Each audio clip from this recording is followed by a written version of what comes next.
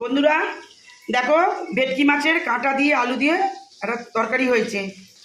আর এটা হচ্ছে এই যে কচু শাক, এটা রাত 4টে ভোর 4টেই রান্না করেছি, নারকেল ছোলা দিয়ে আর বাদাম দিয়ে কচু শাক। জামাইকে কচু শাক খাওয়াবো। এটা হচ্ছে চিংড়ি মাছের মালাইকারি। এই যে ভোরবেলা গিয়ে চিংড়ি মাছ নিয়ে এসেছি। আর এটা হচ্ছে ভেটকি মাছের সর্ষে বাটা দিই না, ভেটকি মাছের সর্ষে পোস্ত, সর্ষে আর পোস্ত দিয়ে ঝাল। আর এইটা হচ্ছে মটন, মটন কষা, মটন কষা। আর দই কাতলাটা দেখো, এটা হচ্ছে দই কাতলা, এই যে কাতলা মাছের চব্বি খাবে, চব্বি চব্বি। হালকা চর্বি। আর এখানটা সব ইগনোর করো, এখানে এখন নোংরা।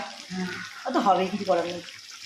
আর এই যে এটা কি হচ্ছে না, কক চিকেন তোমার। ধরো এই যে ফোটে ধরো।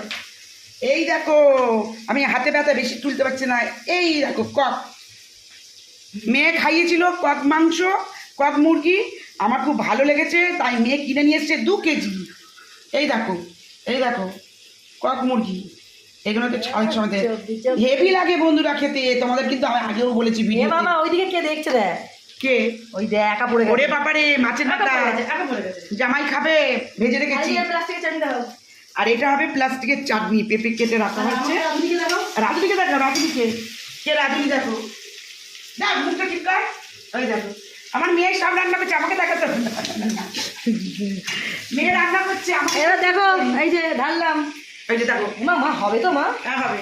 দেখতে পাচ্ছ আমাকে দেখা যাচ্ছে? বেশি দেখো না, দেখো চুল নষ্ট হয়ে যাবে বলে কি করেছে মাথায়, ট্রিটমেন্টটা করা হয় না ওর চুলে? চুলের ট্রিটমেন্ট করেছে বলে।